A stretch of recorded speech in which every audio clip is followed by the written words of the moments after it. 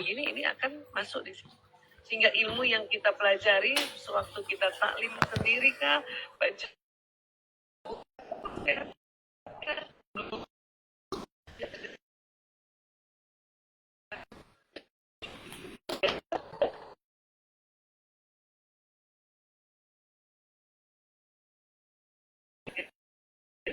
Bapak Ibu, yang penting kita tahu bagian situ ya. Ini bakat kita. Banyak di antara kita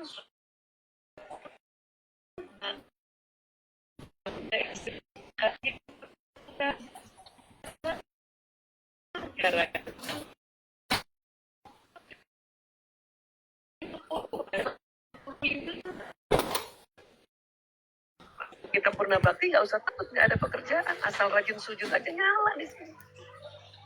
Dan yang uniknya nanti ada ubun-ubun kita, dan di bawah ubun-ubun, lokasi ubun-ubun ini ya adalah lokasi hilaf dan dusta. Ya. Tanpa terasa mungkin kita hilaf, nggak sengaja gitu. Orang-orang beriman hilaf kan nggak sengaja, ya, nggak sengaja ada dusta, padahal nggak sengaja gitu. Nah, dia akan berkumpul di daerah bawah ubun-ubun ini. Maka nanti dengan kita bersujud seperti ini dibersihkan daerah sini. Ya. Yang untuk lokasi ilmu dan keterampilan bakat ini, darah yang mengalir memberikan nutrisi, mineral, dan vitamin di lokasi ilmu pengetahuan dan bakat juga watak. Namun nanti di daerah lokasi hilaf dan dusta, mengalir membersihkan lokasi tempat hilaf dan dusta. Masya Allah. Karena rupanya menurut para ahli, kalau posisi kita, ini juga ada ya, emosi juga pasti langsung kena ya. Nah, ini kita ulang lagi ya. Nah, rupanya pada saat kita sujud seperti ini, darah yang ke arah emosi jauh lebih banyak ini. Membawa nutrisi, mineral, vitamin, oksigen. Sehingga otak emosi kita ini mudah terkendali nanti.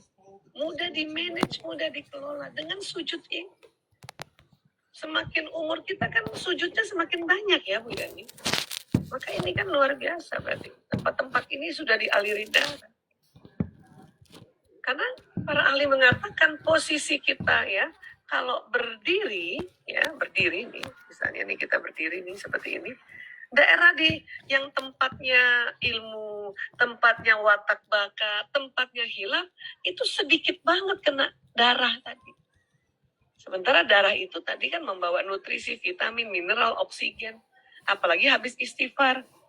Istighfar itu, astagfirullahaladzim, itu keluar karbon dioksida, kemudian hidung akan tarik oksigen jauh lebih banyak. Coba Bapak Ibu istighfarnya kita sama-sama ya. Astagfirullahaladzim. Terus rasakan hidung akan menarik oksigen yang banyak. Lagi ya, coba ya. Astagfirullahaladzim. Perhatikan hidung ibu, bapak langsung narik oksigen. Itu jauh lebih banyak daripada napas biasa ya. Astagfirullahaladzim. Kalimat tahlil juga gitu. La ilaha illallah. Ya. Karena lafaz tahlil, lafaz istighfar, itu huruf jaharnya lebih banyak. Sehingga waktu huruf jahar lafaz kan karbon dioksida keluar lebih banyak. Ya. Karena karbon dioksida keluar lebih banyak, hidung menarik oksigen lebih banyak. Ya. Tapi itu tadi, kalau posisi berdiri, dia hanya sampai di batang otak dan otak emosi. Otak emosi kena. Hanya itu tadi, otak ilmu kita, otak tadi hilaf, ini ya Bu ya, otak tadi bakat kita, watak kita ini, dan bakat perlu dinyalakan apalagi purna bakti gitu ya. Itu akan lebih banyak lagi dapat ya oksigennya atau dapat nutrisinya posisi ya. Posisi berdiri atau duduk, darah jarang mengalir deras ke area prefrontal. Ini prefrontal ya. Lobus parietalis ini tempatnya bakat tadi, dan ubun-ubun tempatnya, sehingga diperlukan posisi sujud berkala untuk mengalirkan darah ke daerah tersebut, supaya ilmu kita yang kita ya pelajari dan sudah masuk otak kita itu terus bermanfaat, terus nyala terus dia. Nggak hanya sekedar materi-materi yang kita simpan di otak dan tidak bisa dipakai, diaplikasikan atau dikerjakan. Makanya untung kita bersujud. Tapi Bu Aisyah, usia kita kan ini kadang karena dengkul, makanya sholatnya duduk. Tak mengapa. Ya, diperbolehkan dalam Islam.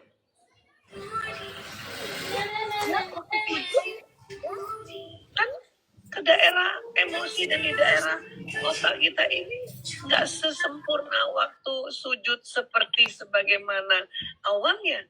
Betul memang. Itu perbedaannya. Makanya mengapa di usia lanjut pun seandainya kita masih bisa sholat dengan gerakan sempurna, itu yang sangat dianjurkan. Namun pun kalau tidak, Rasulullah juga pernah mencontohkan di kala umur beliau sudah hampir mendekati usia beliau meninggal, itu banyak duduknya beliau. Bahkan duduk di bawah kan. Duduk di bawah. Zaman dulu kan kursi-kursi ini kan tentu di masa Rasulullah budayanya duduk di bawah. Ya. Nah ini otak emosi juga nanti terkena aliran dari darah ini sehingga itu emosi kita mudah dikelola, tidak mudah marah, tidak mudah sedih, tidak mudah. Tapi tentu kan ini ada beberapa posisi sujud yang kita lakukan ya. Diharapkan waktu posisi sujudnya bagusnya yang begini Bapak Ibu. Ya, mungkin ini ruku, ya, ini sujud.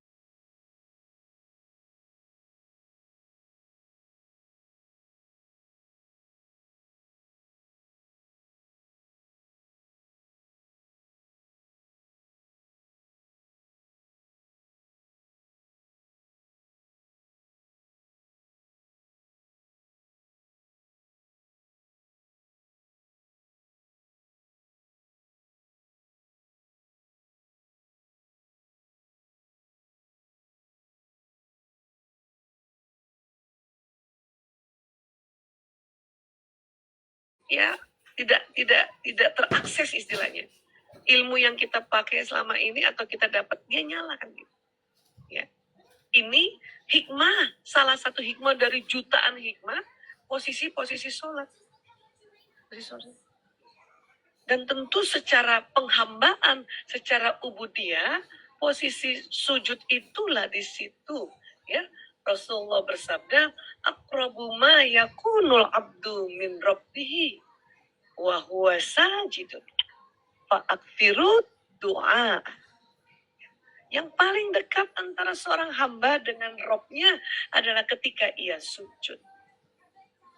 Ya, baik yang sujud sempurna seperti ini maupun sujud pada saat posisi kita ada kendala untuk seperti ini yaitu duduk. Tuh paling dekat.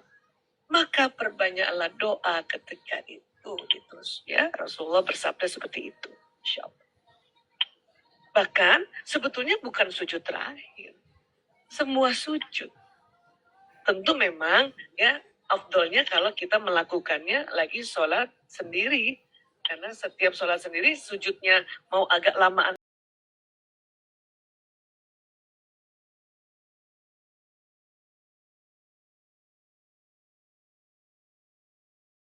Sedikit karena ibu setelah melakukan ulama lafazkan secara sir.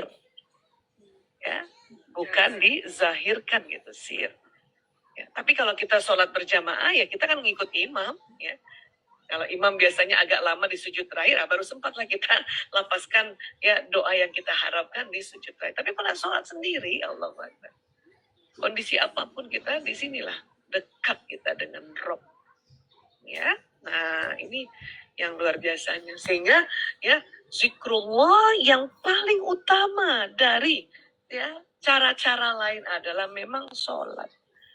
Karena di situ bukan hanya lafaznya saja, tetapi ada gerakan-gerakan, wabil khususnya sujud, ini yang banyak sekali manfaatnya. Tadi kita baru belajar sedikit saja hikmahnya. Karena saya berharap, walaupun sedikit gitu, tapi malah itu diingat, jadi kita lebih afdal. Ya. Tapi kalau nanti suatu saat modul kita adalah membahas tentang gerakan sholat khususon, itu kita akan buka lagi gerakan lainnya, insya Allah. Ya. Nah, Kemudian Bu Aisyah, ya, apalagi sih zikrullah yang lainnya setelah tadi kita sudah bahas ya, dengan kalimat thayyibah, kemudian sholat, apalagi zikrullah itu, ya, baca Quran tentunya, ya. Quran kita mengaji dan mengkaji, maka di otak kita bagian akal ini yang ada sistem sarafnya tersambung-sambung, ini makin kuat sambungannya. Kalau ada ayat yang baru pertama kali kita baca, ya belum pernah baca, belum sempat terbaca, itu terjadi sambungan baru di otak kita. Buat ayat-ayat yang sudah sering kita baca dan dibaca lagi, maka sambungannya semakin kuat. Maka ya membentuk tuntunan semakin kuat di kita punya akal, kita punya otak, khususnya di bagian akal, namanya ini prefrontal cortex. Ya, nah ini. Kemudian ternyata bukan hanya di otak saja yang tersambung, ya, jantung manusia yang disinyalir inilah yang namanya kolbu, ya, itu rupanya ada sambungan-sambungan atau ada neuron seperti ini juga Bapak Ibu di daerah serambi kanan dan di belakangnya bilik gitu, ya. Jadi pada saat kita baca Quran hanya di otak yang terisi kembali atau yang sudah ada isinya dengan ayat yang sama terus kita baca lagi, ya, itu semakin kuat. Ternyata di jantung juga terjadi sambungan. Dan ketahuilah Bapak Ibu, dari semua ayat-ayat Al-Quran yang paling kuat di otak kita tersambungnya dan juga di kolbu kita tersambungnya karena senantiasa diulang-ulang, yaitu suratul Fatihah. Dahsyat suratul Fatihah itu, Masya Allah. Jadi ya, hal-hal pengulangan nanti, ya surat Fatihah kan bayangkan. Sehari aja berapa kali Ibu baca suratul Fatihah? Belum lagi nanti ada sholat sunnahnya, bukan hanya fardunnya berapa kali. Di luar itu kita senantiasa baca Al-Fatihah berulang-ulang. Maka memang itu ya intinya daripada Quran. Maka suratul Fatihah itu nyala. Bahkan dari kecil pun yang pertama kali kita ajarkan pada anak kita suratul Fatihah. Masya Allah. Ya. Nah, ini yang terjadi seperti itu. Dan inilah yang diminta kita, diharapkan ya oleh Allah untuk senantiasa berzikrullah. Caranya itu tadi kalimat thayyibah, karena itu bisa dilakukan kapan saja, detik berapa saja. Ya, kemudian sholat. Kalau sholat memang harus tunggu waktunya kan gitu. Ya, dan ini satu lagi, baca Quran. Jadi nanti selain ya pada saat kita purna bakti, ini yang kebermanfaatannya purna bakti, waktu kita kan tentu jauh lebih banyak, tidak lagi mengurusi masalah-masalah yang ada kaitannya yang dengan umat di luar atau kaitannya dengan karyawan kah atau mitra kerja kah, maka kita diminta untuk ya waktu mengajinya jauh lebih banyak. Dan apa yang terjadi? Ya, dengan berzikrullah tadi kita sudah bilang, seluruh sel, inti sel di tubuh kita nyala kecerdasan kita. Memang pusatnya di otak kecerdasan bakat kita, tetapi di semua sel itu ada. Ya. Sholatnya kita tidak terburu-buru lagi sebagaimana sebelum kita purna bakti. Ya, baca Qurannya mungkin waktu kita masih berbakti atau masih ngantor hanya bisa satu hari satu page, ain to ain, atau bahkan mungkin satu ayat, ya, atau bahkan mungkin belum sempat sama sekali. Ada kan yang begitu ya, cuma di Ramadan aja. Tapi pas purna bakti sudah kita agak lebih lapang. Rugi rasanya kalau waktu-waktu yang sudah lebih lapang kita tidak langsung ya memperkuat zikrullah. Ya. Supaya bukan apa di usia kita yang semakin lanjut ternyata makin banyak manfaatnya. Ini yang diharapkan ya. Tadi kan diajarkan untuk sabar dan sholat sebagai penolong ya, dan kita endingnya ini ya, sebelum nanti kita buka ngobrol-ngobrol atau tanya jawab ya. Bu Aisyah, kata orang sabar ada batasnya ya. Itu kalau orang bilang sabar ada batasnya, itu dia belum pernah baca surat Az-Zumar ayat 10. Innama yuwaffas sabiruna ajrahum bighairi hisab. Sesungguhnya hanya orang-orang yang bersabarlah yang dicukupkan pahala mereka tanpa batas. Jadi orang sabar itu pahalanya tanpa batas. Ya. Mungkin dulu zaman dulu itu orang bilang sabar ada batasnya gitu ya. Ya Allah. Ini yang harus mulai dihilangkan itu atau di stop untuk kalimat-kalimat quotes-quotes ini di dalam diri kita. Sabar tuh ada batasnya. Keliru itu, keliru. Ya. Ya, masukkan di dalam otak kita supaya yang sabar ada batasnya ini satu konsep yang kita tahu dan ini betul-betul Allah yang sampaikan di surat Az-Zumar ayat 10 bahwa sabar pahalanya termasuk tadi ibu sabar untuk senantiasa berzikir, sabar senantiasa untuk sholat, sabar senantiasa untuk baca Quran, mengaji, mengkaji, Allahu Akbar. Sabar. Ya. Sabar mendengarkan keluhan anak kita karena anak muda suka ngeluh. Dengerin dulu, jangan langsung buru-buru kasih nasihat, dengarkan dulu supaya lapang perasaannya, baru kita kasih nasihat. Karena memang itu yang dibutuhkan anak-anak kita yang tentunya masih muda. Apa? Quotes, nasihat, ya, saran-saran, tips dari orang tuanya. Gitu.